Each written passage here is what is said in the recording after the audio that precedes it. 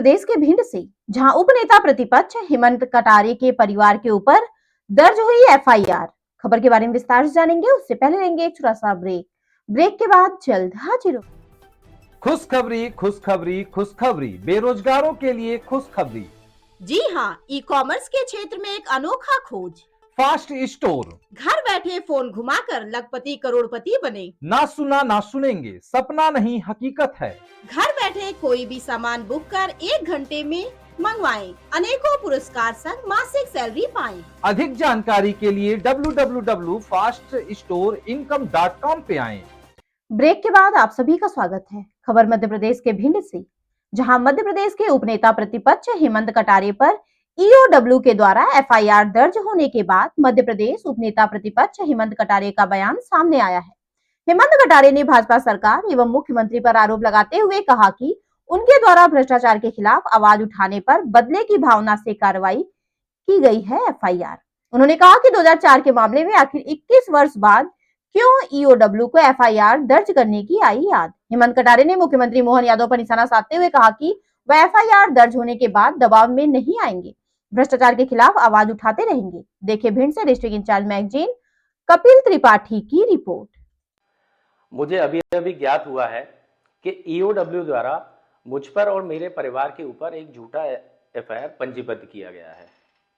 मैं इसके लिए पहले तो विशेष रूप से बिल्कुल दिल से आभारी हूं माननीय मुख्यमंत्री जी का, डॉक्टर मोहन यादव जी का, जिन्होंने ईओडब्ल्यू पर दबाव डाल करके अपना एक ब्लैकमेलिंग का ईओडब्ल्यू को टूल बना रखा है और इस प्रकार के झूठे अपराध पंजीबद्ध करवाते हैं विपक्ष की आवाज को दबाने के लिए।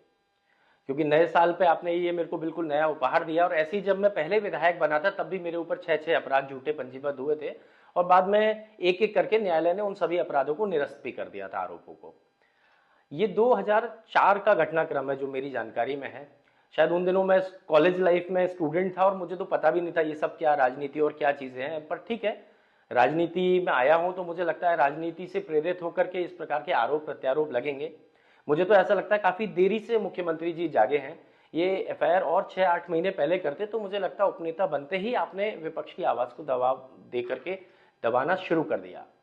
मेरे स्वर्गीय पिताजी सत्यदेव कटारे जी जब नेता प्रतिपक्ष थे और व्यापम की उनने आवाज उठाई, पूरी सरकार को घेरा और आज तक व्यापम के मामले में कई भारतीय जनता पार्टी के नेता जेल में गए और शायद बाद में फिर भी जाएंगे भविष्य में। उस समय पे एक झूठी पीई पंजीबद्ध करी 2015 में जब पिताजी नेता प्रतिपक्ष थे। उनके स्वर्गवास के बाद कोई एजेंसी ने, किसी सरकार ने कुछ नहीं किया। आज जैसे ही मैं उपनेता प्रतिपक्ष बन करके आया और सरकार के ऊपर भ्रष्टाचार के आरोप लगाना जब शुरू क्या कर दिए मैंने, तो अचानक से मैं आरोपी बन गया। जब हम पद पे नहीं होते हैं तब हम लोग पाक साफ होते हैं मध्य प्रदेश की जनता के बीच में, और जैसे ही हम लोग पद पे आ जाते हैं वैसे ही हमारा पूरा परिवार को भ्रष्टाचारी और झूठी एफआईआर करना शुरू हो जाती है सरकार।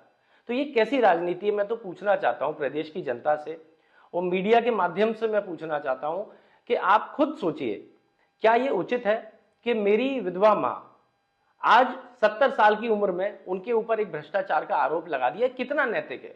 मुख्यमंत्री जी को कम से कम इतना लिहाज या इतनी मर्यादा तो रखनी चाहिए, इतनी शर्म तो उनके अंदर होनी चाहिए कि कम से कम राजनीति आपस में ही रखे, घर की महिलाओं बच्चों को तो नहीं घसीटना चाहिए।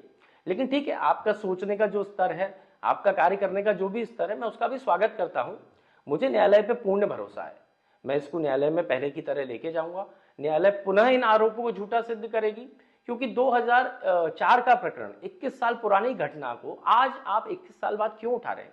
मैं तो मीडिया के लोगों से बोलना चाहता हूं कि किसी भी ईओडब्ल्यू के जिम्मेदार अधिकारी से जाके आप पूछिएगा कि आज आपको 21 साल बाद क्यों याद आया हेमंत कटारे के उपनेता प्रतिपक्ष बनते ही कि ये एफआईआर दर्ज होनी चाहिए।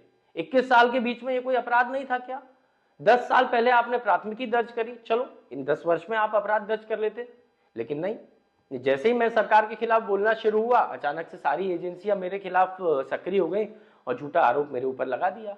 ठीक है, जैसी सरकार की मंशा, लेकिन मैं ये कहना चाहता हूं कि अब इस एफआईआर के दर्ज होने के बाद मैं दुगनी ताकत से, मुझे और प्रेरणा मिली है और मैं और दुगनी ताकत से आपके भ्रष्टाचार की, आपके काले कारनामों की पोल खोलूंगा, चाहे विधानसभा के अंदर हो चाहे विधानसभा के बाहर हो। मैं इनसे दबने वाला नहीं हूं। स्वर्गीय सत्यदेव कटारे जी का खून है मेरी रगों में और अपनी आखिरी सांस तक मैं आपके खिलाफ दमदारी और ईमानदारी से लड़ाई लड़ूंगा। मुख्यमंत्री जी को पुनः धन्यवाद, पूरी भारतीय जनता पार्टी को पुनः धन्यवाद और आशा करूंगा कि ऐसी कई और झूठी एफआईआर आप मेरे ऊपर दर्ज करते रहेंगे। बहुत